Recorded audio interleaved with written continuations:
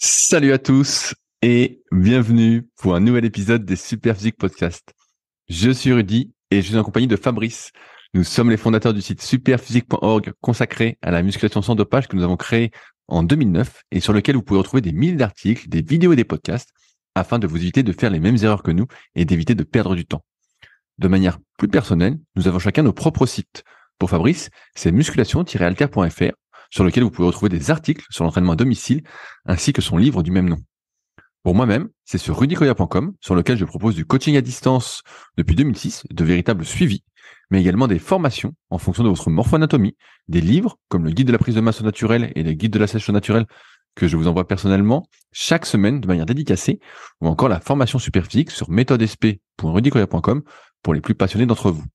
Enfin, vous pouvez retrouver sur le site Superphysique notre marque de compléments alimentaires destinée à améliorer votre santé et dont une bonne partie est bio, et notre application SP Training disponible sur tous les stores afin de vous permettre de savoir quoi faire à chaque séance. Enfin, vous êtes les bienvenus au Superphysique Gym et à la Villa Superphysique à proximité d'Annecy, mais pour ce faire, il faudra me contacter avec le lien directement dans la description. Allez, c'est parti. Salut Fabrice, t'as la forme ou quoi? Salut Rudy, oui, ça va. Alors je sais que tu en as déjà parlé dans ton introduction pré-écrite, Rudy, mais pour un coup, je vais parler de la boutique en une minute pour dire que notre boutique Superphysique Nutrition a vraiment le vent en poupe ces derniers mois. Et en fait, ce qui ressort de tous les témoignages que nous avons, parce qu'on en a plein, des gens qui écrivent directement à Loïc ou des gens qui nous laissent des témoignages sur le Google My Business, c'est qu'en fait, ils apprécient chez nous, dans cet ordre, alors le prix. C'est souvent le truc qui revient. C'est qu'à le prix, Bah parce qu'on n'est forcément, pas si cher. on vend à prix perdant. Alors forcément. On vend un peu de marge. Donc voilà, le prix. Au fil du temps, on finit par avoir des bons prix vu que tout le monde a augmenté ses prix et pas nous. La proximité. Donc ça, voilà, parce que nous, on nous connaît, et, particulièrement Loïc. Mine de rien, Loïc, ça fait presque 10 ans maintenant qu'il fait toute la logistique de la boutique, qu'il envoie les colis, qu'il fait le SAV, etc. Donc tous les clients fidèles connaissent Loïc. Hein. Donc la proximité. Et puis l'envoi rapide, parce qu'on envoie tout en Colissimo. Et c'est vrai que là, pour le coup, Colissimo assure relativement bien. Et en général, les colis arrivent en 48 heures, soit chez les gens, soit au point relais. Sachant que au point relais, on est en frais de port gratuit. D'ailleurs, ça nous coûte une blinde. Bah ouais. Bah oui, parce que si c'est vous connaissez la phrase avec les GAFAM. Si c'est gratuit, c'est vous le produit. Et ben là, en fait, si c'est gratuit, c'est que c'est nous qui payons. C'est aussi simple que ça. Alors en temps normal, les entreprises répercutent sur les prix en vendant plus cher, mais nous, on n'a pas répercuté sur nos prix. Et donc, c'est peut-être pour ça qu'au fil du temps, on a de plus en plus de clients fidèles et un chiffre d'affaires de plus en plus élevé, mais toujours pas de Ferrari dans notre jardin. Ah bah ça c'est pas près d'arriver, ça c'est sûr. Donc voilà pour cette petite parenthèse sur la boutique. Merci Loïc pour tout ce que tu fais au quotidien et merci à tous les fidèles qui commandent sur notre boutique de leurs multivitamines, leurs oméga 3, leurs protéines ou leurs oléagineux pour ceux qui prennent des oléagineux à l'heure de l'apéro, si jamais il y en a qui font des apéros en ce moment Ah ou mais qui fait chaud. le mec fait toujours, tu fais toujours tes apéros, c'est ça? Tu fais toujours tes apéros le soir? Bah, j'aime pas ce mot apéro parce qu'il y a une espèce de connotation apéro-bière, mais oui, sinon je fais toujours un espèce de petit apéritif le soir avec voilà de l'eau pétillante citronnée, des oléagineux et puis quelques tapas fait maison.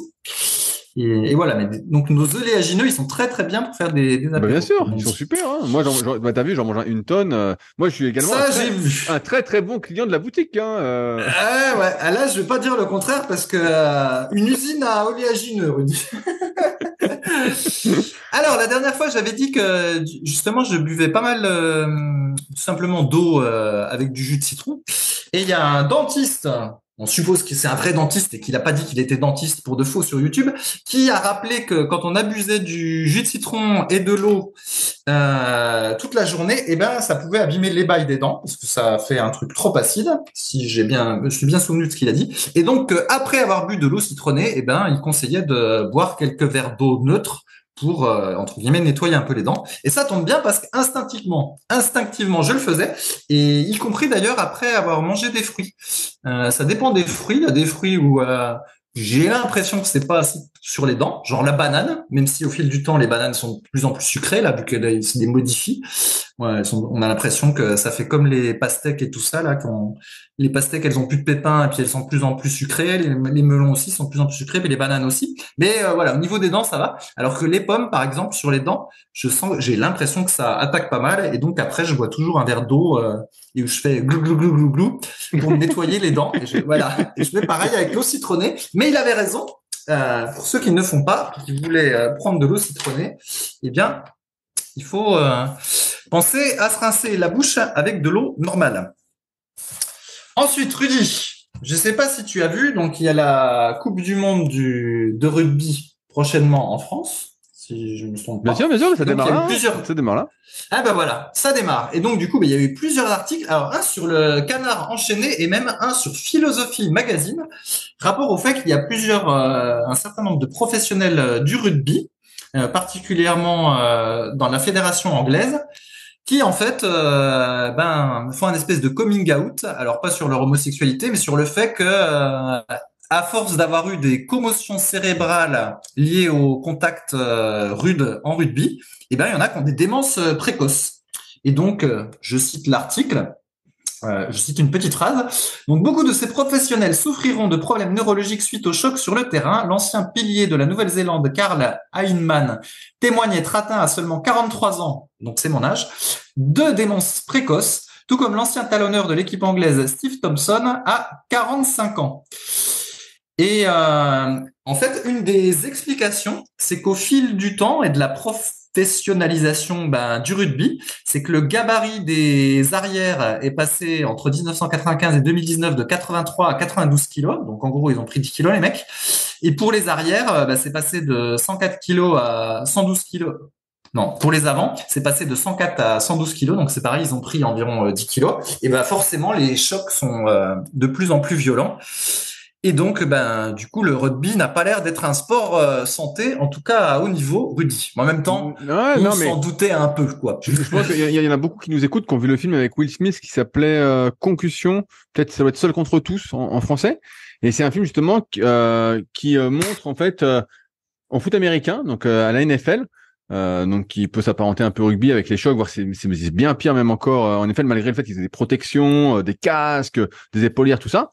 Donc c'est une sorte de biopic où ils montrent en fait comment ils en sont arrivés à montrer justement que les gars perdaient la tête précocement, ils étaient atteints de démence, tout ça, et qu'ils ont mis en place entre guillemets des sortes de protocoles commotion. Je sais pas si tu te souviens du film L'Enfer du dimanche. Dedans, très bien. Dedans, il y a un gars qui s'appelle Shark. Et le gars, justement, il a fait tellement de commotion que putain, il voit plus clair, il est rince, tout ça. Et on lui dit, le médecin en chef lui cache ça, justement, dans le film. Et l'autre médecin assistant, il dit, attends, faut lui dire, tu te rends compte, il joue sa vie, s'il en prend encore un, il sera un légume toute sa vie. Et ils lui disent, et le gars, justement, dans cette scène, il dit, attendez, moi, si je joue encore un match, je fais encore un truc, il dit, je vais toucher ma prime d'1 million. Donc il dit, moi, je joue, coûte que coûte, je vous signe une décharge et je joue. Bref, c'est le film à l'américaine, mais c'est vrai que tous ces sports de contact, tu vois, la boxe, tout ça, c'est sûr que prendre des coups sur la tête, ça fait pas du bien. Et là, le rugby, ça m'étonne qu'à moitié. En fait, c'est sûr que les types sont de plus en plus balèzes. Avant, on se marrait, entre guillemets, il y a 20, 30 ans, les types étaient un peu grassouillets, voilà. Ils faisaient sportif, mais pas non plus hyper sportif. C'était le bon vivant. Maintenant, tu vois les rugbyman, putain, mais c'est des athlètes, les types, hein, même quand ils font 112 kilos, ils sont pas si gras, ils sont forts, ils courent comme des lapins. Tu dis, oulala.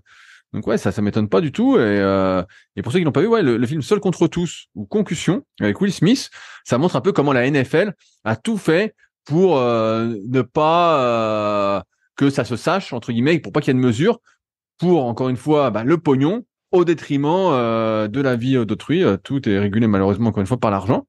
Et ouais, ça m'étonne pas. Ouais. C'est sûr que les chocs. Moi, des fois, il y a des gars à la salle. Vraiment, en ce moment, c'est un peu la mode du MMA. Ça, il me dit, j'aimerais faire des sports de combat, de la boxe, tout ça. Je dis, franchement, si tu te prendre des coups dans la tronche, je dis, moi, je peux t'en mettre gratos, hein, mais je dis, ça va pas te faire du bien. Hein. Ça va te faire du bien. Tu vas perdre des neurones, hein, mais bon. Ouais, donc c'est pas très étonnant, quoi. Et oui, et d'ailleurs, c'est marrant que tu parles du MMA parce que même là, dans ma petite ville où j'habite, donc je suis allé au forum des associations pour m'inscrire d'ailleurs à un club de MMA. Un club de MMA, voilà. Un club de VTT, mais j'ai pas encore fait ma première sortie VTT. Mais il y avait un club de MMA. Je me suis dit, mais dis donc, même ici, il y en a un, quoi. Ouais, la folie, hein. Est-ce que Vraiment, est-ce que t'as suivi l'UFC Paris ou je te spoil pas? ah non, non, pas encore. Ah là là, ne me spoile pas, Rudy. Mais non, Ok, j'en ai plein de retard. Bah oui, parce qu'il fait beau, alors je regarde plus du tout, plus quand j'étais chez toi, etc. Là, j'ai des semaines et des semaines de retard. Je vais rattraper cet en hiver quand il retard! sera T'es en moche. retard sur l'UFC? Putain, je savais pas qu'on pouvait être en retard. Comme ta mère sur les séries. Exactement. Je vais peut-être devoir sauter des épisodes là tellement j'en ai de Oh là retard. là là là! Bah, tu vas plus rien comprendre. Donc, ouais, donc j'ai pas vu le truc de Paris. Ne me spoil pas, s'il te plaît. Et alors, du coup, donc là, on parlait du rugby et je voulais que tu rebondisses sur un lien qu'on nous a envoyé à propos des sports qui étaient conseillés, je crois, par des médecins. Ou... Vas-y, je te laisse. T'as l'article sous les yeux. Non, non, je l'ai pas sous les yeux, justement. Je crois que c'est toi qui l'avais sous les yeux. Ah bah ça, c'est ballot. Là, tu l'as pas sous les yeux non plus. Non. Eh ben, je te propose du coup de passer sur une question du forum, Rudy. Et pendant que je répondrai à la question, tu iras chercher l'article. Alors, j'espère que ça vous ira pas la connexion. Alors, j'ai posé une question qui a été posée sur les forums Superphysique. C'est une question de Adrien. Donc Adrien, on le connaît bien, il avait fait Superphysique Games, il fait beaucoup de courses à pied actuellement, beaucoup moins de muscu, mais il garde toujours, je trouve, un super physique. Il a mis ça sur son compte Instagram cette semaine. Et donc, il nous dit, j'aime beaucoup cette nouvelle dynamique des podcasts avec la mascotte en bimensuel. Et Clément et June tous les mois. Pour les prochains podcasts, je serai curieux et ne pense pas être le seul d'entendre vos routines d'entraînement à tous les quatre, muscu et activités sportives annexes, répartition, exercice. PS, conseil à Fabrice pour ne pas avoir son smartphone à l'entraînement, mais quand même avoir des datas, s'acheter une montre connectée. Je pars courir avec ma montre sans mon téléphone. Si je veux pisser, je la mets en pause d'une simple pression du doigt et en rentrant, je transfère la course sur mon smartphone. Franchement, c'est génial et ça coûte pas si cher. C'est pas Rocky 2, mais pas loin. Fabrice, je te laisse répondre sur ta dernière partie pendant que je cherche notre question. Ouais, ouais, je suis pas sûr que ce soit. Ouais, c'est très très éloigné de Rocky 2 quand même, la montre connectée. Mais effectivement, c'est quelque chose qui m'a interpellé quand j'étais chez Rudy, c'est de voir que finalement tout le monde était hyper connecté. En tout cas, tous ceux qui faisaient des trucs d'endurance, particulièrement le vélo ou la course à pied. Effectivement, tout le monde partageait sur l'application Strava, etc. Et c'est vrai que j'ai eu l'impression d'être un peu un dinosaure et je me disais, mais en fait, on a l'impression que maintenant, soit les gens font pas de sport du tout, soit ils en font et quand ils s'y mettent à fond et avec de la data. Donc, comme dans l'exemple de la montre connectée ou des trucs comme ça. Et après, faut encore le partager sur les réseaux sociaux, enfin le réseau social de l'appli. Et c'est vrai que ça m'a fait un petit peu bizarre de voir tout ce monde, enfin tout ce truc-là connecté et qu'au final maintenant, bah voilà, tout est traqué, le nombre de watts en vélo, la distance, le dénivelé, tout. Et du coup, c'est comme si le sport amateur n'était même plus un art, mais de plus en plus quelque chose, un peu comme le boulot, quoi. Enfin, je sais C'est pas, comme si c'était professionnel. même le C'est système, professionnel. ouais, comme si, ouais, c'est comme si le système capitaliste s'était encore infiltré, même dans le sport amateur, où à nouveau, c'est une recherche de performance de folie. Et donc, c'est pour ça que non, je ne passerai pas à la montre connectée parce qu'après, je vais retomber dans ce truc-là. Alors que moi, bah, j'ai envie de pouvoir faire mon VTT. Et si tout d'un coup, bah, je vois une belle plage, en fait, je veux pouvoir m'arrêter sans me dire que ça va me niquer mon entraînement ou quoi Ah que bah ce soit. En ça va fait. te le Donc, niquer, c'est c'est surtout sûr. pour ça que C'est sûr que ça va te le niquer. Ouais, ouais, c'est ça. C'est ça, ça va le niquer. Mais justement, parce qu'en fait, je veux pas que ce soit un entraînement. En fait, je veux que ce soit un truc plaisir. Et donc, pour répondre à la question, en fait, moi, je peux pas vraiment répondre parce que là, je suis en phase de transition. Donc, je cherche un peu. Ce qui est sûr, c'est que ce que je me suis aperçu, c'est que faire juste de la marche, du VTT et de la natation, bah, c'est pas suffisant. En fait, je m'étais dit, ah, bah, ça va faire quelque chose de pas mal. Mais en fait, non, je me rends compte que ça va pas très bien. Que au niveau des ischio-jambiers, ça fait pas assez. Que voilà, je perds de la tonicité au niveau du cou. Alors ça paraît très bête, mais par exemple, si on fait plus de gainage, si on fait plus de pompe, si on fait plus de rowing inversé, si on fait plus de crunch, et ben mine de rien, le cou perd cette espèce de tension isométrique qu'on avait sur ces petits exercices-là. Et c'est pas en marchant que le cou travaille beaucoup, ni en faisant du vélo et ni en faisant de la natation. Et du coup, bah, je vois par exemple que voilà, mon cou est moins tonique. Après, est-ce que c'est grave, est-ce que c'est pas grave, je sais pas encore. Pour le coup, je pense qu'on s'en fout. Pour les ischio-jambiers, c'est quand même un peu plus gênant. parce que voilà, quand on fait du VTT puis qu'on n'a pas les espèces de pédales automatiques, il n'y a pas beaucoup de travail des ischio-jambiers, donc je sens que je suis en train de développer une lacune là-dessus. Et bref, il y a différentes parties du corps où je sens que ça va pas en fait. Je suis en train de perdre de la mobilité, de la tonicité et tout, et je sais pas si c'est une bonne chose. Et donc, du coup, je pense que je vais devoir rajouter je peux pas me passer, voilà, de faire un peu de renfort musculaire, mobilité, même en faisant ces trois activités physiques-là. Sinon, je vais trop perdre. Donc, moralité, pour le moment, j'ai pas un entraînement fixe parce que je sais pas trop ce que je vais faire. Je suis toujours en phase de transition. Je pensais pouvoir me passer de renfort musculaire, mais je pense que je ne peux pas. Est-ce que Rudy, tu as retrouvé l'article entre-temps? Bien sûr, bien sûr, bien sûr. Bah, je répondrai après Génial. Alors, je te laisse répondre à la question. je répondrai sur ma Ouais. routine professionnelle après, alors. Et on passe à l'article ou je réponds tout Non, de suite? non, mais vas-y, réponds à la question. Ah, Réponds à la question. ok, ok, je réponds à la question. Bah, en fait, c'est intéressant ce que tu dis, Fabrice, parce que moi, c'est exactement ce que je promeus depuis bien longtemps, une sorte d'hygiène corporelle, comme se laver les dents, prendre une douche, bien manger, une hygiène alimentaire, l'hygiène corporelle. Et j'en avais déjà parlé dans de nombreux podcasts qu'on avait fait avec Superphysique, que en fait, tous les jours, faut entretenir sa mobilité, plutôt se mobiliser. Parce que sinon, en fait, on le perd. Et si on fait pas, bah voilà, le coup des muscles entre guillemets, tous les muscles qu'on va pas utiliser dans les activités qu'on fait, bah, en fait, on perd. Et c'est sûr que c'est frustrant au début de se dire que de penser que c'est pas normal qu'on soit obligé de faire tout ça. Mais en fait, c'est la réalité. Si vous regardez les gens autour de vous, moi, encore une fois, je fais plein de coaching premium à la salle. Cette semaine, j'en ai fait 3 pour vous dire. On est mercredi, j'ai fait lundi, mardi, mercredi. Et à chaque fois, je vois les gens qui font pas certaines choses, par exemple, le bas du dos, ils bougent pas du tout. C'est une brique. Donc forcément, des fois, ils se font mal au dos, tout ça. Ou il y en a des fois, il y en a beaucoup aussi, ils peuvent pas lever les bras dans l'alignement de leur tête. Ils sont un peu devant, donc ils font des tractions et ils disent ah j'ai mal aux épaules. Et en fait, il y a plein de trucs comme ça qu'on travaille pas, qu'on ne mobilise pas et qu'on n'a pas. Et si on le fait pas, on l'a pas et on l'a de moins en moins. Et plus on vieillit, en plus, plus on entre guillemets, se raidit, quoi. Et donc, c'est pour ça que moi, je suis en faveur vraiment d'une routine de mobilisation articulaire, on va dire, tous les jours. C'est ce que j'avais fait d'ailleurs sur la formation super physique dans les premières vidéos pour ceux qui la suivent sur méthodesp.rudicola.com. C'est un des premiers trucs que j'avais mis en place en ligne en termes de vidéos, c'est ma routine de mobilisation quotidienne. Elle a un peu évolué depuis, mais grosso modo, à 90%, c'est la même. Parce que je m'étais rendu compte depuis des années que si tu fais pas ça, en fait, comme moi, je travaille beaucoup assis, je fais beaucoup de trucs. Voilà, en ce moment, je remarche un peu tous les jours et je vais revenir à ma routine après de ce que j'ai changé. Mais ouais, si tu te mets pas en mouvement, en fait, les mouvements que tu fais pas, tu les perds et donc. Et en plus, tu t'adaptes au sport que tu fais. Et le sport que tu fais, c'est toujours un sport qui déséquilibre. Et c'est pour ça que le but, j'en avais déjà parlé dans la préparation physique à la base, générale, c'est de rééquilibrer ta pratique sportive pour avoir le moins d'effets négatifs et avoir en gros la meilleure base athlétique avant de penser à prendre de la force, à un renforcement spécifique, à améliorer ton explosivité. C'est d'abord cette base athlétique. Voilà ce que je voulais dire Ouais. sur cette partie. Vas-y, Frédéric. Ouais. D'ailleurs, avant, je faisais tout à fait une routine de mobilisation articulaire tous les jours, vu que je la faisais avant chaque entraînement, puis je m'entraînais tous les jours. Mais là, j'ai cru que j'allais pouvoir m'en passer en faisant des sports un petit peu plus doux, mais en fait, effectivement, ça montre ses lacunes. Et là, si on prend les trois activités que j'ai dites, donc la marche rapide, le VTT et la natation avec la brasse, en fait, ce qu'on voit, c'est qu'il manque un mouvement d'extension de hanche. Et donc, peut-être qu'il faudrait compléter par un quatrième truc qui serait le rameur. Où là, ça équilibrerait un petit peu plus. Et encore, ça se trouve, il manquerait encore quelque chose. Mais en tout cas, juste ces trois activités-là, ça suffit pas parce qu'il n'y a pas un espèce de mouvement, je sais pas, comme du soulevé de terre jambes tendues ou quelque chose qui mobilise les ischio-jambiers et le dos. Alors, Et ben je sais voilà, pas ce que t'en penses, Fabrice. Rudy, Ouais, hein, un rameur. si on rajoutait rameur, c'est pas mal. Hein, ça se Attends, complète ce relativement serait bien. une bonne journée. Tu commences par une petite marche d'une heure ou deux. Ensuite, tu rentres, petite collation, tu fais ton VTT. Ensuite, tu manges, petite sieste. Et là, tu te dis, oh, il fait chaud, je vais nager un peu. Et le soir, tu finis par un peu de rameur, tous les jours comme ça. Et là, putain, t'es en forme. Hein.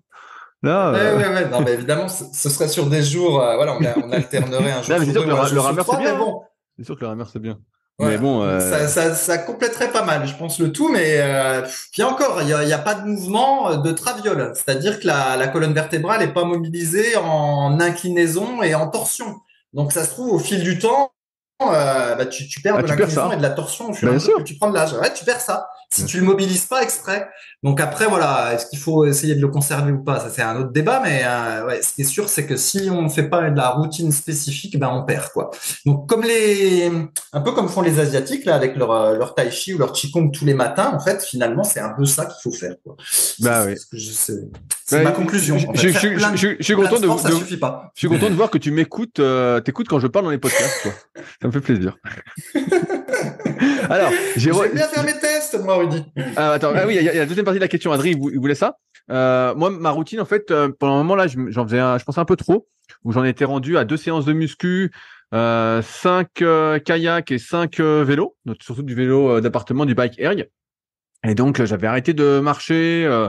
Je faisais vraiment beaucoup de séances. Et là, j'ai décidé, de diminuer ma dose de vélo. C'est simple. Là, en ce moment, je fais plus du tout de vélo. Depuis que Fabrice est venu et qu'il m'a coupé dans mon élan. Et c'est ça qui est fou, c'est que dès qu'on te coupe une habitude, après, c'est beaucoup plus dur de revenir. Donc, j'ai arrêté de faire du Je vélo. préfère dire que je t'ai challengé, Rudy, parce que je trouvais que tu marchais vraiment trop peu. Et Je me je disais, remarche. c'est bien la peine de faire du vélo d'appartement si après tu peux pas aller marcher avec moi parce que t'as vélo d'appartement, tu vois. À un moment donné, c'est un peu Bon, ridicule. voilà. Et donc, je remarche tous les jours. Je refais, là, après le podcast, je vais aller marcher parce que là, il faisait un peu chaud. J'attends que ça se calme un peu. Je vais aller marcher une petite heure. Donc, ce que je fais, normalement, je fais lundi muscu. En général, je mets des coachings premium l'après, mais bon, ça dépend. Et dans tous les cas, je vais marcher. J'essaie de pas faire de kayak en même temps que je fais muscu, mais bon, ça peut m'arriver. Mais voilà, normalement, je vais marcher. Mardi, forcément, je fais kayak. Mercredi, jeudi, kayak aussi. Vendredi, normalement, je refais muscu. Donc, quand je dis muscu, c'est des séances un peu full body, même si je fais des trucs que je fais pas, mais voilà, où je fais au moins un exo pec, deux ou trois exos dos, on va dire un épaule, mais pas tout le temps, un peu de bras pour le plaisir, mais voilà, c'est la gnognotte, et puis des cuisses. Voilà, là, j'ai repris les cuisses aussi sérieusement, enfin, plus sérieusement en tout cas. Et ensuite, samedi, dimanche, c'est kayak. Donc, tu vois, ça fait déjà, je fais au moins 5 kayaks, 2 muscu, je marche tous les jours, et des fois, je me perds un peu, parce qu'il fait beau, que le lac est super, et je me dis, allez, deuxième séance de kayak. Mais dans ce cas-là, c'est plus une séance un peu cool, style, comme on dirait, zone 2 et encore un peu découpé, technique. Et ça m'arrive assez souvent, malheureusement, malheureusement ou heureusement, je sais pas, je profite. Et donc, de rajouter 1, 2, 3 séances de kayak. Et donc, tu vois, j'arrive facile à 8, 9, 10 séances dans la semaine totale de sport confondu. Mais ça ressemble à peu près à ça. Sachant que les séances de kayak, comme j'ai écrit dans le guide ultime de l'endurance, pour ceux qui l'ont lu sur rudicoya.com, en fait, je fais une séance dure tous les 2 jours et l'autre jour, entre guillemets, je fais une séance technique ou un peu d'endurance fondamentale. Alors, en gros, je fais 2-3 séances dures dans la semaine et 2, 3, 4, 5 séances faciles en fonction de comment est le lac. Ce matin, par exemple, était parfait. Donc, j'en ai profité pour bourrer. Mais voilà à quoi ça ressemble. En gros, et sans compter, il y a aussi, je sais pas si on compte les mobilisations. En ce moment, je m'étire pratiquement tous les jours, donc ça me prend 20-30 minutes, plus les mobilisations que je fais aussi dans la journée qui me prennent 15-20 minutes. Donc, je sais pas si ça compte pour vous, mais et dès que j'ai un point quelque part, je masse, j'étire, je mobilise aussi avec la balle super physique qu'on faisait à l'époque, qui est toujours avec moi. Donc, en fait, je fais toujours plein de petits trucs, quoi, mais je sais pas si ça compte comme de l'entraînement. Voilà. C'est pour ça que quand vous allez chez Rudy, en fait, il n'est pas disponible parce qu'il a toujours ses activités de sport à faire.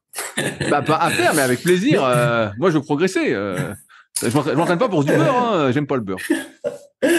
non, ce qui a l'air constant dans ce que tu as dit, Rudy, parce que là, tu dis que maintenant tu vas marcher tous les jours, mais avant c'était vélo tous les jours, donc manifestement ça change vite. Ce qui a l'air constant, c'est la dominante kayak et le fait que tu sois passé à 2 full body par semaine en muscu. Ça, j'ai l'impression que ça fait un moment que c'est comme Oui. ça. Ouais, ça fait un Ouais, moment que c'est comme ça a l'air constant. ça, c'est Ouais. constant. Mais en fait, c'est qu'avant, je marchais beaucoup, tous les jours. Et là, à un moment, j'allais plus au kayak, je faisais beaucoup d'ergo. Et en fait, comme ça me prenait qu'une heure, il y avait le vélo à côté, t'as vu sur ma terrasse. Et donc, je me mettais sur le vélo en même temps, tu vois. Et sauf qu'après, j'étais mort pour aller marcher, j'avais plus envie d'aller marcher. Et effectivement, j'aime bien aller marcher, tu vois, pour écouter un podcast ou même pour me promener ou quand je promène la bête, tout ça. D'ailleurs, il marche beaucoup plus la bête, hein. Tu verrais là, c'est un grand marcheur maintenant. C'est un grand marcheur. Tant Et, mieux, tant mieux. Bon, je et... te relance pas sur la marche rythmée, hein, Rudy, parce que Non, c'est on bon, veut pas ça, entendre. j'en ai assez entendu. Mais c'est le moment. Alors, j'ai l'article qui date, qui Pense est, à ta respiration. non, alors, j'ai l'article qui est de l'Institut de recherche du bien-être de la médecine et du sport santé. Donc, c'est David qui nous écoute régulièrement, qui m'a envoyé cet article-là. Donc, c'est la rentrée et il faut choisir un sport.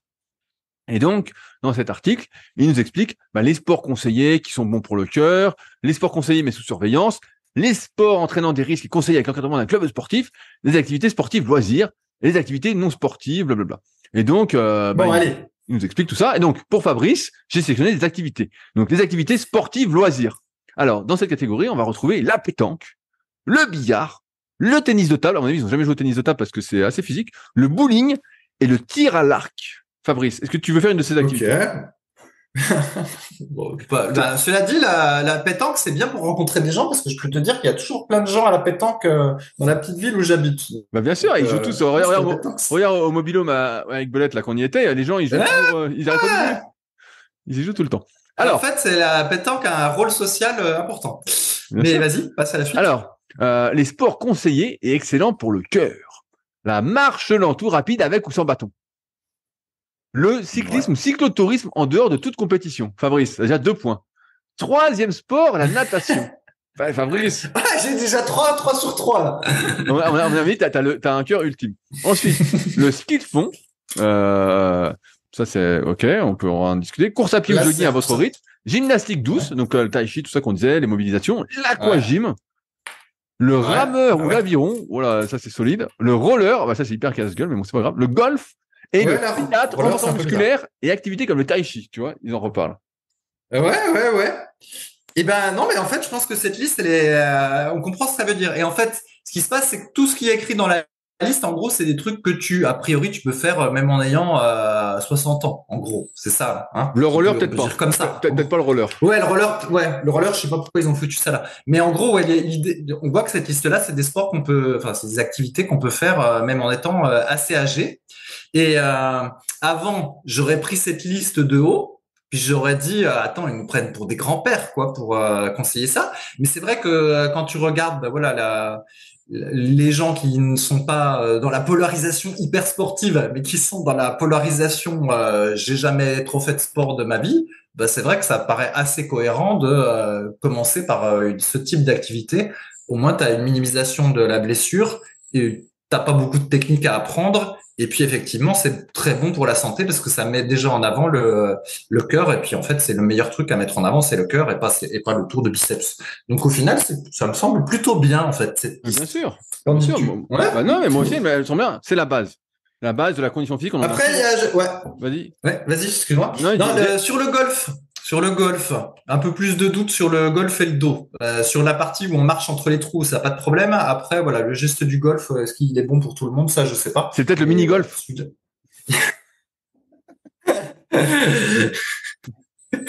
Mais vas-y, continue, Rudy. Non, mais c'est vrai qu'on en a souvent parlé aussi. Les bases de la condition physique, c'est d'avoir un bon système cardiovasculaire, de pas être essoufflé en montant les escaliers. Voilà, c'est tous ces trucs-là de bouger, de marcher sans être mort. Moi, j'ai des élèves, il y en a beaucoup qui se mettent un peu au cardio entre guillemets, et j'ai beaucoup de personnes qui faisaient que de la muscu et qui découvrent justement avec des montres connectées, donc plus ou moins fiables, mais c'est un autre débat, et qui se disent putain, quand je vais marcher, je suis déjà à 115, 120 pulsations sur du plat à 5 km/h. Ah je dis ouais, c'est pas normal. Je sais pas si vous avez déjà fait le test, mais c'est pas normal. Quand vous marchez dehors, vous êtes moi je suis assez bas, mais vous êtes à moins de 100 pulsations, quoi. En marchant vite, quoi. Donc à moins que vous soyez en montée, mais sur du plat. Et c'est sûr que si vous avez un cœur qui s'emballe, dès que vous faites le moindre mouvement, ça c'est pas bon. Ça c'est sûr que ça va pas. Donc c'est vrai que les activités qui aident, qui sont basées sur l'endurance et qui aident entre guillemets à mieux utiliser vos capacités cardiaques ou du moins à les développer, de moins en moins malheureusement avec l'âge, c'est des activités prioritaires. Donc maintenant, Fabrice, les sports conseillés mais sous surveillance. Le tennis, le badminton, le padel, le squash, la remise en forme, le cardio training, le fitness, la marche sportive ou en montagne, les arts martiaux et la danse de salon ou acrobatique. Fabrice, est-ce qu'il y a un sport là-dedans que tu aimerais faire? Alors, essayons de comprendre un peu d'où vient cette liste. Alors, les premiers sports, déjà, effectivement, ils sont en unilatéral, on travaille qu'un côté, et c'est vrai que du coup, on sent que c'est déjà un peu la merde, entre guillemets. Par exemple, si vous faites que du tennis, on voit bien qu'il y a un problème parce que vous avez tout un côté qui est pas travaillé. Donc, du coup, il y a des compensations qui se font ou machin. On sent que ça va être moins bien à la santé que faire la natation, par exemple. Là, déjà, ça paraît intuitif. Tu es d'accord, Rudy? Ah oui, déjà, c'est le sport. Voilà. J'ai eu quelqu'un d'ailleurs qui s'est fait mal à l'épaule là récemment en faisant du tennis. C'est qui m'a dit ça? Je sais plus. peut-être un coaching premium que j'ai eu, un gars, il allait bien, il a joué au tennis, putain, il s'est démonté l'épaule. Je dis, ouais, forcément, faut pas jouer comme ça au tennis, comme un fou, hein. Ben, c'est ça. Le deuxième truc qu'on voit, c'est que autant n'importe qui, a priori, peut aller marcher sans prendre des cours de marche, encore que. Bon, pour aller nager, effectivement, faut quand même savoir nager, mais bon, on voit bien que les activités qui étaient listées avant, elles étaient relativement plus accessibles, même s'il faut des années pour maîtriser un swing de golf ou voilà, pour très bien nager. Bon, on sent que c'est quand même possible. Alors que moi, qui ai jamais fait de tennis de ma vie, à mon avis, si je vais au tennis, il va me falloir plus que quelques cours pour arriver à jouer au tennis, tu vois. Ça, intuitivement, je sens que ça va pas aller. Bah, je sais pas, est-ce que tu as un revers d'une main ou de deux mains? C'est ça la vraie question. Ouais, bah, tu vois, je vois bien que c'est complètement, jamais fait ces gestes-là, taper dans la balle, je sais même pas si j'y arriverai, tu vois, je vois bien que ça va être difficile, en fait. Donc, on comprend bien qu'effectivement, il y a déjà une implication qui est nécessaire, qui est un petit peu plus élevée. Il y avait quoi dans la liste à Le part badminton, tennis, le padel et le squash. Alors le squash, moi j'ai déjà joué au squash et ça je peux dire que c'est hyper physique, hein. Ça, tu peux pas y aller si t'es un rigolo quoi. Là tu finis t'es dépouillé, hein. Ouais. Et puis c'est toujours pareil, t'es que sur un côté, t'as des déplacements, le genou qui doit partir un peu dans tous les sens, comme au foot. Voilà, c'est pas des déplacements en ligne comme la marche. Le paddle, en fait, c'est pas le paddle comme on fait dans la plage, hein, Rudy, c'est Non, non. avec une raquette. Exactement, On c'est est des d'accord. mini-terrains. C'est des mini-terrains. Exactement, ouais. Ben, en Espagne, il y en a beaucoup qui font ça, mais je crois qu'en France, c'est bien moins connu, en fait, ce truc-là. Ça se développe petit à petit. Ok. Et alors, qu'est-ce qu'on avait d'autre dans la liste après? La remise en forme, le cardio training, le fitness, la marche en montagne, les arts martiaux et la danse de salon ou acrobatique. Ouais, bon bah les arts martiaux, ça j'évacue. Effectivement, c'est super dur les arts martiaux. En fait, c'est tellement complet comme truc. Faut être voilà mobile, souple, tout ça. Donc là, je pense que tout le monde a compris que ça allait être compliqué pour celui qui en avait jamais fait de sa vie pour s'y mettre. Les danses de salon, là c'est un peu rude. Alors certes, on peut pas apprendre tout seul, mais bon, est-ce que c'est si exigeant que ça pour le corps? Ça, j'aurais quand même mis le truc là en première activité, puisque ma femme qui fait beaucoup de salsa, il y a quand même beaucoup de gens qui ont la soixantaine là-dedans et ça a l'air d'aller à peu près. Encore que la salsa, des fois, ça fait un peu mal aux genoux, figure-toi. Mais bon, donc là, la salsa, je pense que c'est un peu rude de l'avoir mis dans ce truc-là. Et après, bah, la partie renfort musculaire et activité, bah, ça dépend, quoi. Effectivement, le crossfit, on peut le mettre là-dedans. Après, il y a je pense que les cours dits low impact ou certains cours collectifs, on aurait pu peut-être les mettre dans la première catégorie, quoi. Mais bon, on voit l'idée selon le type d'activité qu'on va faire dans la salle de sport. Il y en a qui sont plus exigeantes que d'autres. Et effectivement, il y en a qui relèvent de la première catégorie et l'autre de la deuxième. La preuve, c'est le nombre de types qui disent qu'ils se sont niqués en faisant de la muscu au bout de 3 mois de muscu sur le forum Superphysique. Donc, on voit bien que là, c'est pas une activité si anodine que ça, en fait, la muscu. Même si pour nous, ça le semblait parce qu'on a baigné dedans depuis l'adolescence, ben en fait, on s'est rendu compte au fil du temps que non, c'était plus difficile qu'on pensait la muscu. C'est pas fini, Fabrice. Les sports Allez, entraînant des risques est conseillé avec l'encadrement d'un club sportif. Et là, tu vas pouvoir nous partager une anecdote. Je le sens. Que tu m'as pas, dont tu m'as parlé avant l'enregistrement. Alors, l'équitation. Ah, ça, c'est sûr. Les sports d'eau, Fabrice. Planche à voile, ski nautique. Et je vais rajouter, pour spoiler un peu, le paddle. Non, mais là, c'est parce que j'étais con. Ok, vas-y. Tu vas nous parler de ça. Le ski alpin. Là, ils mettent les sports de combat. Donc, pas les arts martiaux, les sports de combat. La musculation avec charge lourde et la boxe. Ah oui. Donc là, il faut l'encadrement d'un club sportif. Donc, Fabrice, est-ce qu'on peut faire du paddle sans encadrement sportif? Allez, moque-toi. Vous voyez ça, Rudy, c'est un personnage qui, dès qu'il peut se foutre de moi et faire sa réputation sur mon dos, il en profite. Quelle réputation! Et donc, effectivement, maintenant que je suis devenu un homme normal, un être apaisé, voilà, qui fait du sport de manière apaisée, je me suis dit, bah, je vais profiter du lac vers chez moi et je vais m'acheter un paddle comme tout le monde. Donc, je me suis acheté mon paddle comme tout le monde, voilà, chez Decathlon. Bref, avec une pompe toute pourrie et où en fait, ça fait entraînement des triceps pour gonfler le paddle d'ailleurs. 7 minutes 30, ils font pour le gonfler sans pause. Je comprenais pas. Il faut 7 minutes 30. Je comprenais pas pourquoi à la plage, il y avait des gens en fait qui faisaient des pauses pour gonfler leur paddle. Mais en fait, en faisant tout d'affilée, il faut 7 minutes 30. Donc et après d'ailleurs la dernière fois que j'y suis allé, il y avait aussi on va dire une mamie ou une dame de 60 ans qui était là avec ses enfants qui devait en avoir 10. Et elle était venue avec le paddle, elle laissait aux enfants de 10 ans le soin de gonfler le paddle. Inutile de dire qu'ils n'y arrivaient pas. Donc j'ai dû rempiler pour gonfler un deuxième paddle, Quel soit gentleman. Oh là là, le voilà, gentleman. soit en gros 14 minutes d'entraînement des triceps. Tu as les bras énormes, t'étais mort. J'avais même le devant de l'épaule qui congestionnait et un peu les fesses parce qu'à la fin, tu sais, t'es obligé de donner un petit mouvement de fesses pour le gonfler parce que Ben c'est voilà bien ton trop dur extension quand de t'as une hanche. pompe toute bourrée. Ouais, c'est ça. Bref.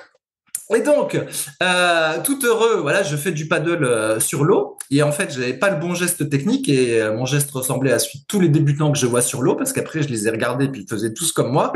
Où en gros, ben, on tire avec les bras puis on fait un genre de rowing à un bras avec halter, voilà, pour visualiser le mouvement. On fait voilà, le mouvement du bûcheron. En gros, on a le coude qui part complètement en arrière et donc, ben, j'ai fait ça pendant 45 minutes.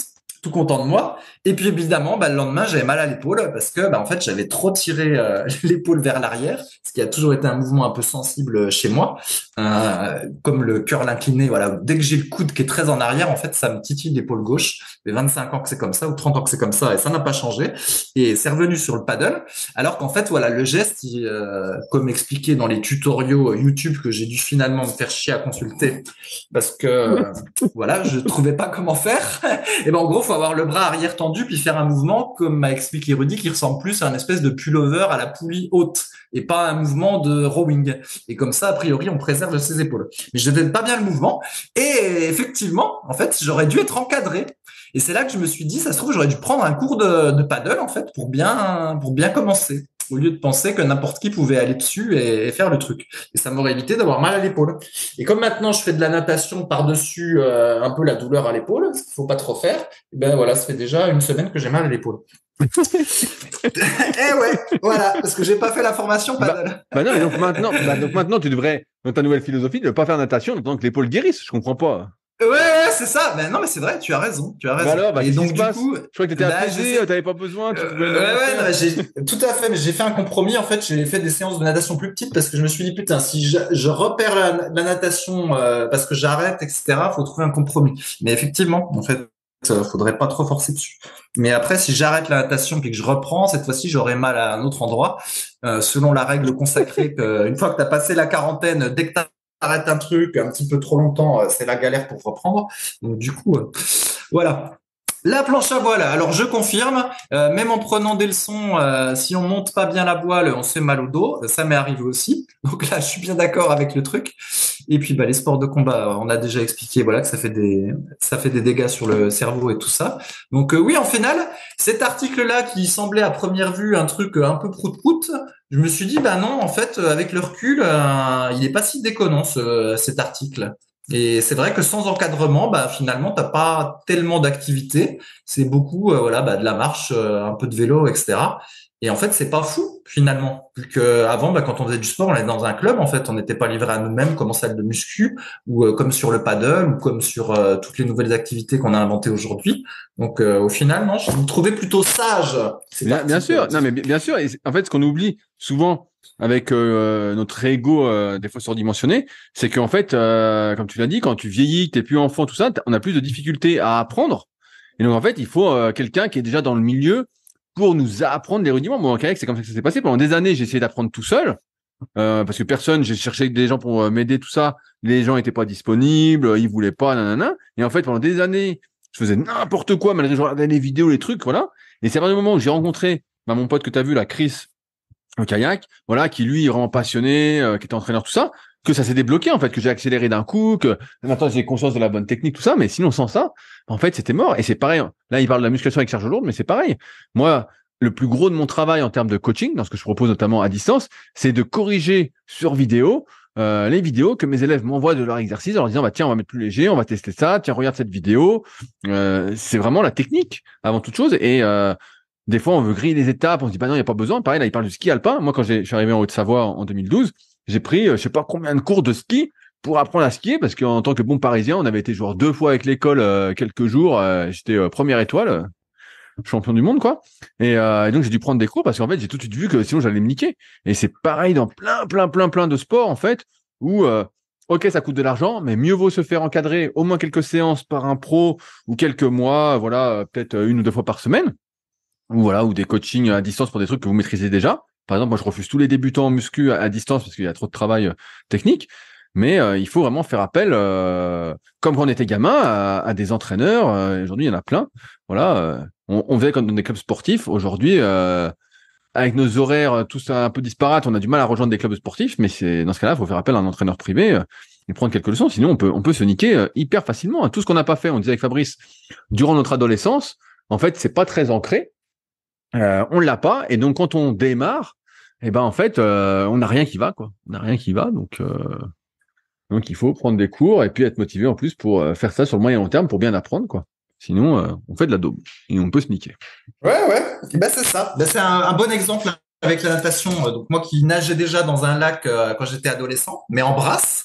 Et ben là, la brasse, même en ayant arrêté à un moment donné pendant des années, après j'avais repris, etc. Ben voilà, c'est un mouvement qui est relativement naturel chez moi. Mais le crawl que j'ai jamais trop fait et dont mes cours de crawl datent de quand j'avais 8 ans, ben Rudy peut témoigner que quand j'étais chez lui, bah voilà, ma manière de nager le crawl, elle est pas du tout académique. On a une vidéo pour les intéresser. Voilà, où en fait, probablement, si je nageais le crawl pendant 30 minutes comme ça, si tant est que je puisse sans avoir les épaules qui brûlent, bah, ça se trouve, je me niquerais le cou ou je sais pas quoi, parce que mon crawl, il est dégueulasse. Et ouais, il faudrait que je prenne des cours, en fait, pour améliorer le crawl. Mais la brasse que j'ai toujours fait, et pour laquelle j'avais pris des cours aussi à 8 ans, mais que j'ai jamais arrêté trop longtemps, bah ça, c'est bien ancré et tout de suite, ça va bien. Donc, ouais. En gros, quand on est adolescent, c'est la période bénie et en théorie, il faudrait faire des tas et des tas de trucs pour après, ce serait un peu comme l'école. À l'école, quand on est au collège ou des choses comme ça, on voit des tas de disciplines et puis finalement, on se spécialise un petit peu dans une. Il faudrait que ce soit un peu pareil pour le sport, qu'on en fasse des tonnes de choses quand on est adolescent. Et puis après, voilà, on conserve notre préféré. Puis éventuellement, dans le futur, on pourra en changer relativement facilement parce qu'on aura ancré les trucs à l'adolescence. Mais quand à l'adolescence, on n'a rien fait ou qu'on en a fait qu'une, c'est sûr qu'après, pour changer ou s'y mettre plus tard, ça, c'est compliqué, quoi. C'est ce que je ressens, quoi. Bah, Plus on prend de l'âge, plus ça devient compliqué. Plus on est mauvais. C'est ça plus ça va être galère. Alors, et l'article conclut sur les activités non sportives. Il s'agit de pratiquer un sport sans s'en rendre compte. Donc, pour ceux qui ont écouté mon leadercast cette semaine, c'est un peu comme dans les zones bleues, là où les gens ont une super longévité, tout ça. Et donc, il cite quelques activités comme ça. Prendre l'escalier le plus souvent possible, garer sa voiture à 10 minutes à pied de son objectif, passer du temps à bricoler ou jardiner, découvrir la nature à pied ou à vélo avec les enfants ou petits-enfants, ou même sans enfants, pour Fabrice, faire ses courses, promener son chien, marcher tout simplement régulièrement tous les jours. Fabrice. Ouais. Mais en fait, ça paraît con, mais en réalité, les activités quotidiennes, on fait plus de mouvements qu'on pense. J'avais cité mon petit exemple là, où j'arrose mes plantes avec mon arrosoir qui fait 9 kilos quand il est chargé et que, du coup, je porte 9 kilos dans une main un peu tout autour de ma maison, voire je monte les escaliers avec et tout ça. Puis je disais que c'était une forme de gainage.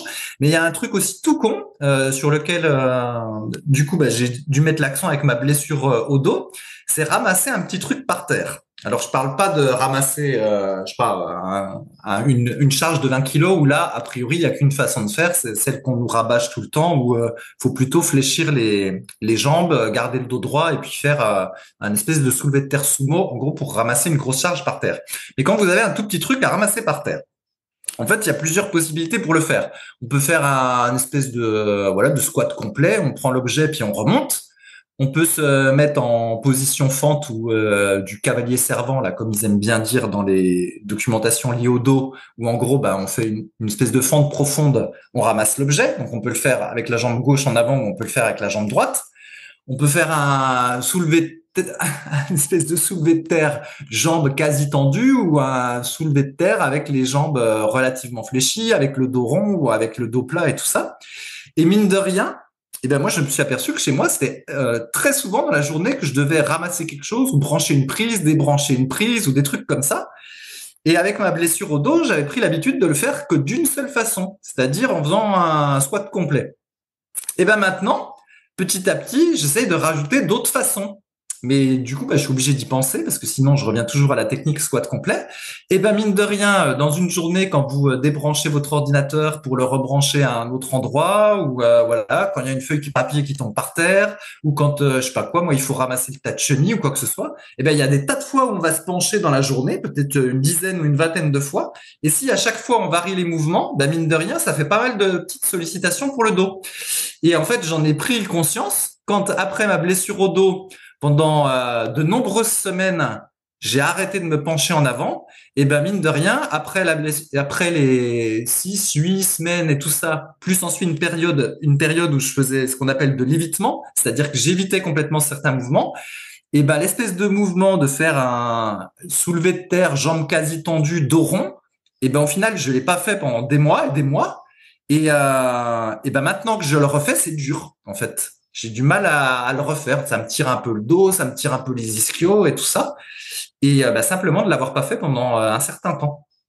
Et donc moralité, c'est que au quotidien finalement, ben, plus on fait de petits gestes un petit peu différents, et ben plus ils ont un impact. Et quand on ne les fait plus, et ben on se rend compte que finalement, ben, ça a un impact aussi bien négatif sur la mobilité. Et en l'occurrence, voilà, dans mon cas, ben je me suis pas penché en avant jambes tendues pendant des lustres. Et ben maintenant, c'est compliqué en fait de faire revenir ce mouvement de manière naturelle. En fait, je dois le conscientiser, etc. C'est chiant en fait. Comme quoi, le surtout, quotidien, ça joue. il y a un truc sur lequel je veux l'inciter. Là, tu parles pas mal de petits mouvements un peu délibérés. Et c'est vrai que nous, on a souvent tendance, avec la muscu, à faire des étirements, à tenir des positions, à forcer des positions. Et je pense que c'est important de distinguer les deux choses. Des fois, quand on fait des étirements, on a tendance à tirer, tirer, tirer. Et ça peut aller à l'encontre du but recherché. Si on n'arrive pas à se détendre, si on n'est pas sûr. Et c'est pour ça que là, tu parles beaucoup de mobilisation un peu non conscientisée, qu'on ferait, tout ça. Et c'est pour ça que moi, j'aime bien ces histoires de mobilisation. Parce qu'en fait, il s'agit juste de faire le mouvement, de bouger pour, j'ai envie de dire, acquérir ou garder le mouvement et non pas de tirer avec des étirements passifs qui parfois vont avoir l'effet inverse, c'est-à-dire plutôt nous raidir à l'inverse, à l'instar plutôt de la musculation qui nous force, entre guillemets, à nous gainer, à nous surgainer pour faire des mouvements, quoi.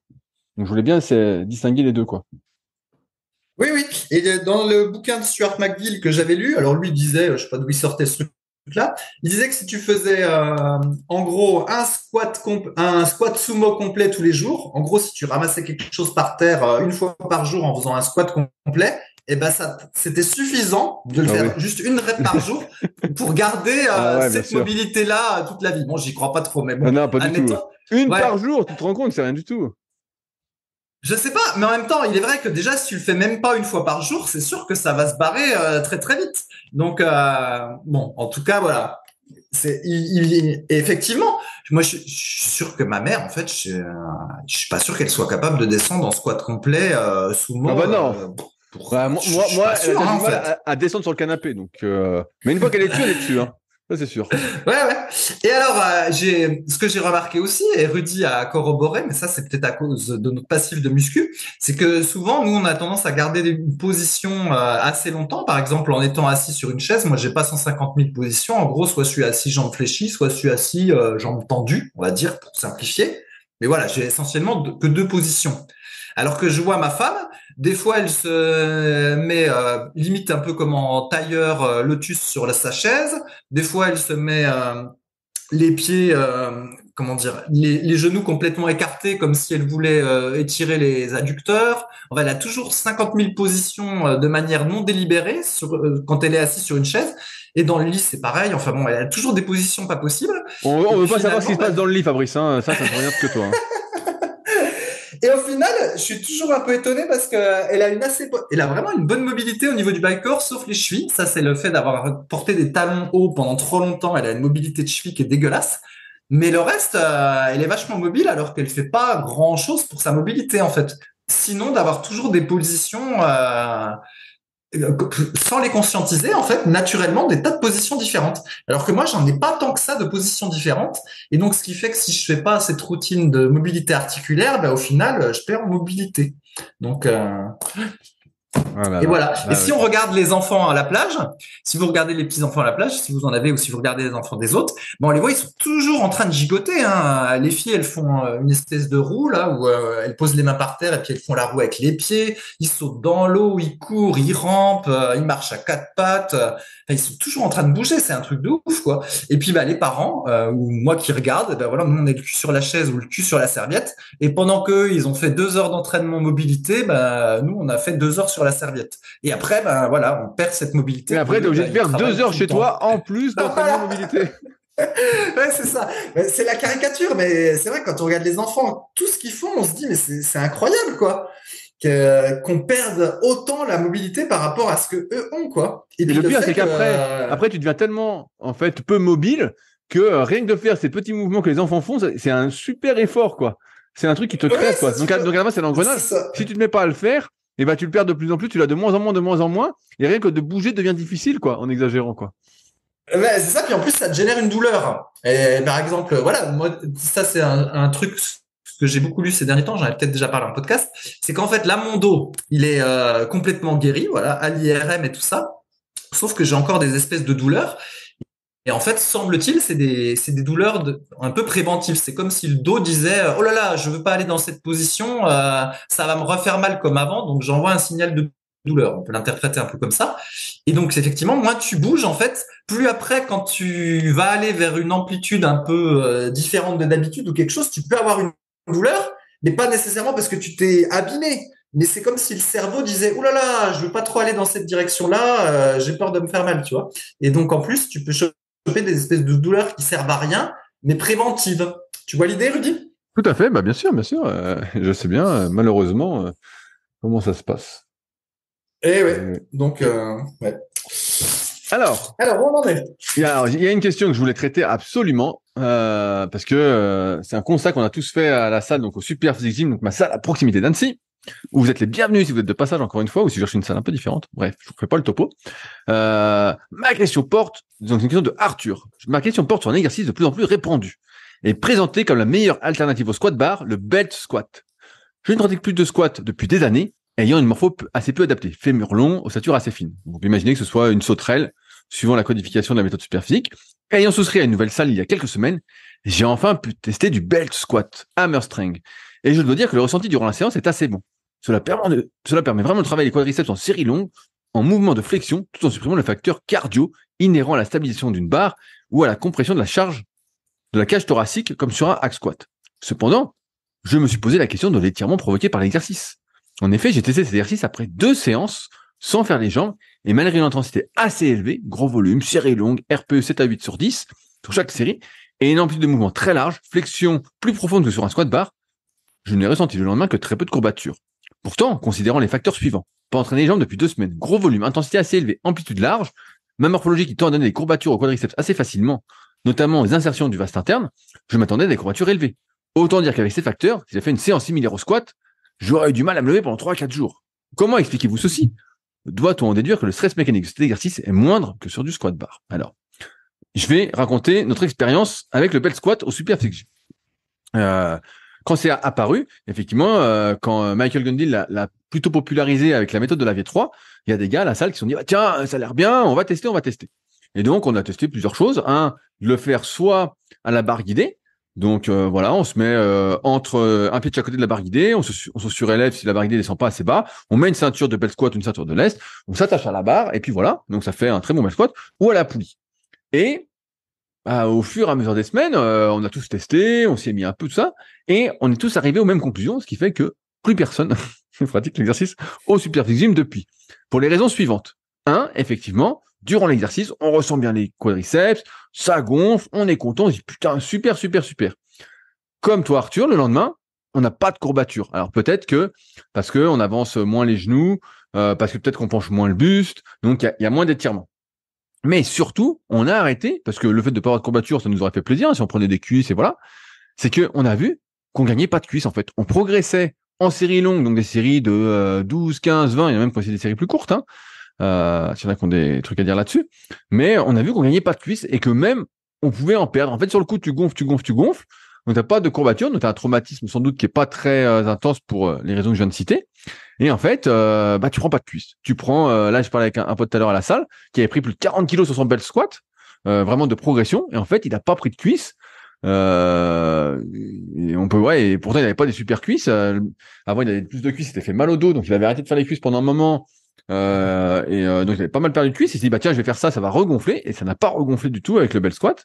Ce qui fait qu'aujourd'hui, voilà, au Super Physique Gym, il n'y a plus personne qui fait du belt parce qu'on s'est rendu compte que l'efficacité, franchement, en tout cas pour nous, hein, je sais pas s'il y en a d'autres qui ont une expérience différente à partager, mais on n'a vu aucun effet en fait. On a vu que c'était très faible quoi.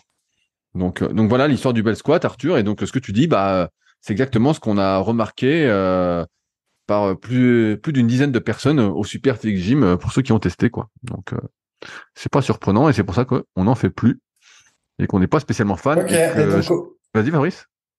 au Super Physique Gym, du coup, vous êtes team presse à cuisse alors pour avoir des Ouais, grosses et ben cuisses? voilà. Après, au début, on faisait tous beaucoup de squats avant, et sinon presse à cuisse en série longue. Et ce qui me permet de revenir sur la question de Pierre qui est juste après, où nous, en fait, on sait très bien que si tu fais de la presse à cuisse en série de 20, tu fais par exemple 4 séries de 20, avec 2-3 minutes de récupération, avec pas trop de rest pause, le plus attention continue, donc un peu de rest pause quand même, et bah t'as les cuisses qui explosent. Là, tu vois que tu gonfles, tu prends des cuisses. Si souvent au gars en rigolant, tu veux des cuisses, tu fais de la presse à cuisse 4 séries de 20 deux fois par semaine. Si t'as le mental et que tu manges bien, tu vas prendre des cuisses, tu vas exploser. Mais bon, très peu veulent des cuisses énormes et voilà. Mais et donc il y a Pierre qui dit, donc qui est développeur de l'application, dont on attend la V3 de SP Training avec impatience. Voilà, l'application SuperSig qui reprend les cycles d'oppression, qui dit: est-ce que dans le prochain SuperSig podcast, vous pouvez faire un petit point sur les séries longues à la presse à cuisse, les cycles adaptés, la meilleure stratégie quand on est débutant intermédiaire, car beaucoup, c'est une question qui revient souvent, on me demande pourquoi il n'y a pas de série 20 dans l'application. Et en fait, ce qu'il faut savoir, c'est qu'encore une fois, en fonction de son niveau, il y a différentes stratégies de progression à avoir et que l'application, pour l'instant, dans sa forme V2, la V3, ce sera différent quand elle sortira, mais en forme V2, en fait, est surtout faite pour les débutants, semi-débutants et intermédiaires, pour les personnes pour qui, en fait, il me fait, il y a Butch qui est chez moi qui fait des vidéos, qui fait n'importe quoi avec le chien sur la terrasse. Bref, c'est que dans cette période-là de débutants, semi-débutants, intermédiaires, ce qu'on doit faire, c'est chercher à prendre de la force sur des séries moyennes dans les 3 facteurs de l'hypertrophie dont on a déjà parlé. Il y a un podcast sur le sujet. Je vais pas m'y attarder aujourd'hui.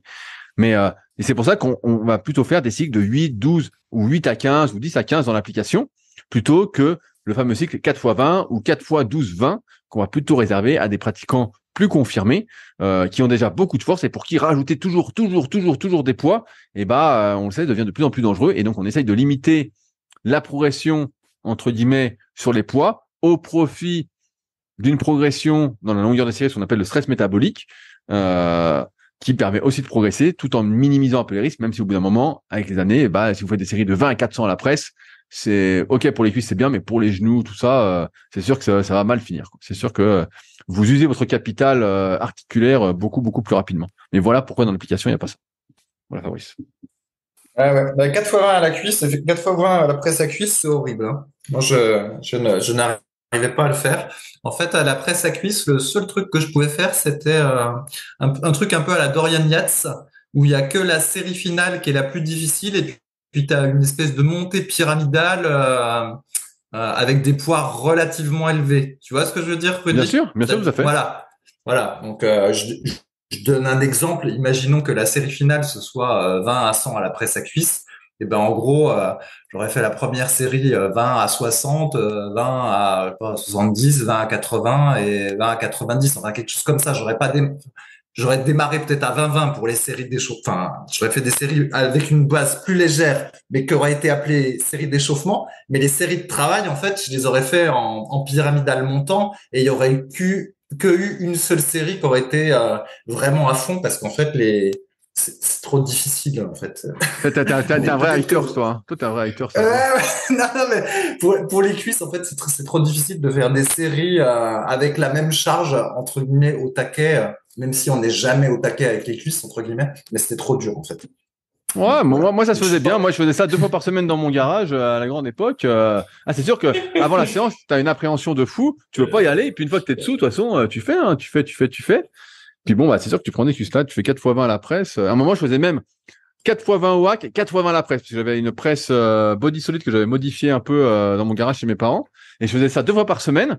En plus, après, je faisais un peu de banc à lombaire. Bon, je bidouillais ensuite parce que j'étais mort. Mais alors là, putain, les cuisses, elles gonflaient. Hein. Là, j'ai des photos encore de quand j'étais gamin sur des disques durs. J'avais les cuisses énormes à ce moment-là, vraiment. Mais bon, j'ai pas tenu En tout cas, les quads. sur le long terme, quoi. Ouais. En tout cas, les quads, parce que pour les ischio-jambiers, Ah peut-être oui. qu'il faudra. C'est surtout pour les quads et faudra. le cul, quoi. J'avais quad et cul énormes, quoi. Ouais, c'est ça. C'est ça. Faut rajouter un truc pour les ischio-jambiers. Ouais, mais Quel mental, ce Rudy. comme j'étais mort, et je faisais pas trop les ischios, quoi. J'étais rincé. Ah ouais, je sais bien. Je sais bien. Moi-même, j'ai jamais trop fait les ischios, mais bon. Donc après, c'est pour ça qu'après, j'ai divisé ma séance en 2 et que je faisais du leg curl en série de 100 à la salle jusqu'à en pleurer tellement c'était horrible. Et j'ai fait ça pendant des mois et des mois pour essayer de rattraper le truc. Mais en fait, j'ai les ischios tellement courts comparé aux fessiers que ça n'a pas servi à grand chose non plus. À part avoir mal. Je vois, ouais. Allez, Je sur ce. vois. Donc, pas Team Bell Squat en tout cas. Et moi, j'ai pas Non. d'avis parce que j'en ai jamais testé. Bah ouais, c'est pour ça que Mais oui. je voulais Mais répondre. ouais. Ouais, mais c'est pas parce que maintenant ils font parce que de ce que j'ai compris, il y a des espèces de machines Bell Squat parce Bien que le sûr. mouvement en lui-même est pas nouveau. Il y avait déjà comment qui s'appelle celui qui a gagné le Mister Olympia en 77, 78, Frank Zen. Voilà, Frank Zen. En fait, qui faisait déjà du Bell Squat à cette période-là. Il avait inventé un espèce de système parce qu'il s'était fait mal au dos au squat. Donc en fait, c'est pas nouveau le Bell Squat. Hein. Ça fait plusieurs décennies. Bien sûr, c'est Mais juste ce que qui là, est ça s'est nouveau, bien c'est qu'il soit démocratisé. ouais.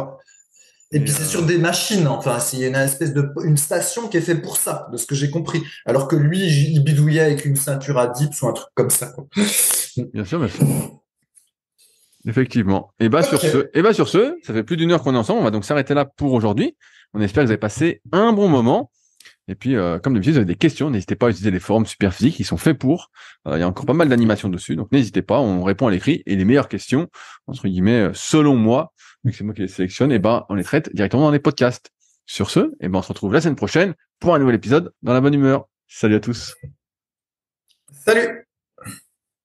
Si vous êtes encore là, c'est que vous avez sans doute passé un bon moment. Si vous avez des questions sur les sujets que nous avons abordés aujourd'hui ou que vous souhaitez nous en poser, ne vous priez pas, c'est avec plaisir dans la partie commentaires sur SoundCloud ou sur YouTube. Si vous avez des questions qui n'ont rien à voir avec les sujets abordés, par contre, cela se passe sur les forums Superphysique, qui sont les derniers forums de musculation du web et qui est également les premiers sur www.superphysique.org. Enfin, merci d'avance pour votre soutien, notamment à ceux qui laisseront des commentaires sur les applications de podcast, que ce soit Spotify ou Apple, avec évidemment la note de 5 étoiles sur 5. Je compte également sur vos partages sur les réseaux sociaux que je repartagerai avec plaisir. Sur ce, bon entraînement et à la semaine prochaine.